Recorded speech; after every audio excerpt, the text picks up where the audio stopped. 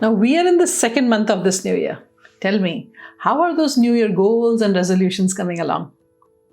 Do you know the University of Wharton, Pennsylvania and the University of Scranton, they both conducted a research on the people who make and break their new year goals, and this is what they found. A staggering 92% of people that set their new year goals never actually achieve them. And it is only 8% that actually make it. Well, why such a huge gap? What is it that these 8% people have that others don't?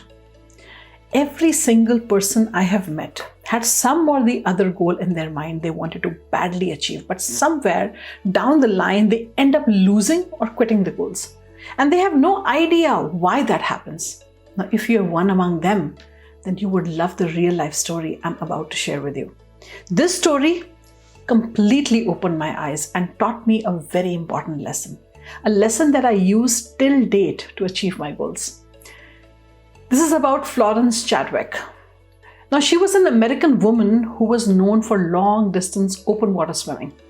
She was the first woman to swim the English Channel in both directions.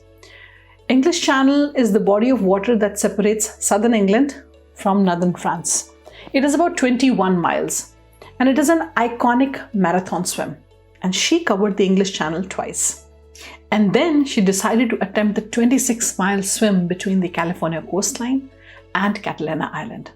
Now, during her swim, Florence traveled with a support crew that was supposed to assist her in the event of any unexpected cramps or injury or fatigue. And her mother and coach were both on this boat.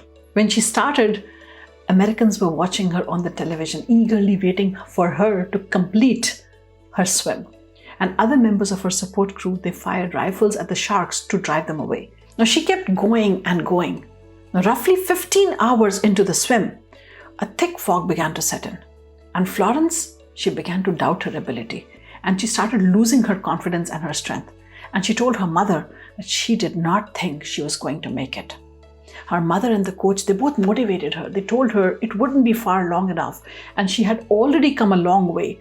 All Florence could see was thick fog that was clouding her vision and giving her this feeling that the shore is never ever going to come. Now, because of the fog, she could not see the coastline, so she had no idea where she was. Unfortunately, at 15 hours and 55 minutes, she finally decided to stop. And with huge disappointment, she asked her support crew to take her out of the water. As soon as she got on the teetering boat, she soon found out that she was less than 1 mile away from the coast. Only if she had just stayed in the water a few minutes longer, she could have definitely reached it.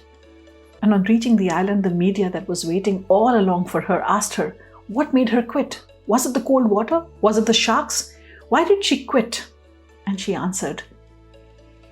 She told a reporter and she said, look, I'm not going to excuse myself. But all I could see was fog with no sight of the shore anywhere. Only if I could have been able to see the land, I know I could have made it.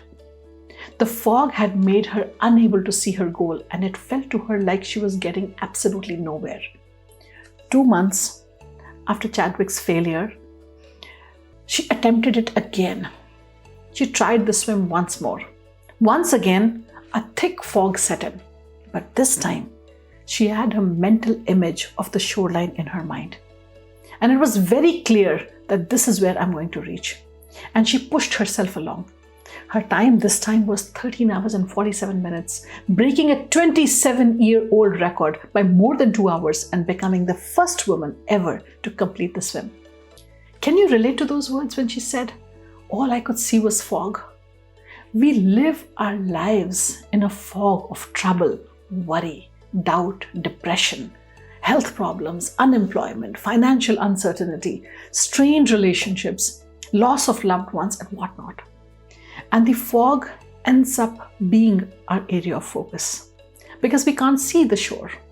Sometimes we feel like giving up because we don't have the strength to stay afloat any longer. I heard this story a long time back, and I took 3 major takeaways from this story. And this is how I set my eyes on any goal. I always use this story as my reminder. The first thing I realized was never lose sight of your goal. Whatever your goal is, make sure you have your eyes on the goal every single day. Have you heard out of sight, out of mind? Which means if something is not in front of your eyes on a consistent basis, you will lose track of it. You will forget about it and it would be no more important. One of the biggest mistakes that people do is they put their goals in a diary that they never open again. If this goal is important to you, first put it somewhere where you can see it daily. Put it on a wall, behind a door, on your laptop screen, on your washroom mirror, inside your wardrobe door, as many places as you can so that you can be reminded of what you decided to achieve. Second, the 3 R's. Be realistic, respectful, and rewarding to yourself. The next mistake that we do is setting unrealistic, huge expectations and targets because we are in a hurry and we feel, today I feel motivated, I feel like a superhero and everything is possible. Sure, everything is possible. I'm a strong believer of that too. But to make it possible, give it the time it needs. If you say, I will bake a cake in 10 minutes, or I will lose 8 kgs in 1 month, or I will complete this book in 1 day, you can come out with a half-baked cake, causing damage to your body if you actually end up losing 8 kgs in a month and end up gaining it back in absolutely no time. Be respectful and realistic while setting a goal. Don't plan to slog yourself to achieve something because surely you can do it once, but you can't make it a lifestyle. Set smaller milestones. Achieve something every single day. Remember, 8 kgs start with the first kg. Dedicate just 15 minutes every day to your goal. Because when you show up for your goal every day, you actually show up for your word, the promise you give to yourself. And it isn't this showing up that you show respect to your own word. Tell me, what is a man who doesn't keep the word he gave to himself? And the 3rd R, every time you achieve a small milestone, reward yourself, pat your back, be proud, so that your inside, your subconscious wants to support you further to achieve the next milestone of the goal. Now, the 3rd thing that I learned from this story, that it is okay to fail, but not okay to quit. Florence failed by just 1 mile in achieving her goal after swimming for 16 long hours. She must have felt devastated, humiliated, and stupid that she quit just 1 mile before achieving her goal. The people watching her must have criticized her. The media must have made fun. In today's time, people would have made memes. But did she stop? She came back stronger, achieved the goal in a record time despite the same thick fog. Why? Because this time she had evaluated what mistakes she had made. She realized it was losing sight of the goal that made her quit. So she started being prepared for the fog much in advance. She knew this time, I have a mental image of my goal locked here. My focus is on the shore. I can see it in my mind. Don't expect yourself winning in the very first attempt.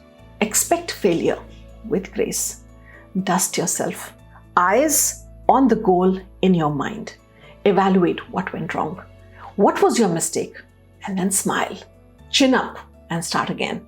This time with even stronger resolve and belief that I will make it happen. Don't fear failing or being made fun of when you fail. Even the best have succeeded after failing and facing people's ridicule. When people's ridicule upsets you, when your failure upsets you, ask yourself, what matters more to you? Ask yourself and then get started again. Now, if you like this story, don't forget to leave a comment and like the video. And if you haven't subscribed to my channel yet, do it now so that you don't miss my upcoming videos. This is Gurleen signing off, and I will see you in the next one.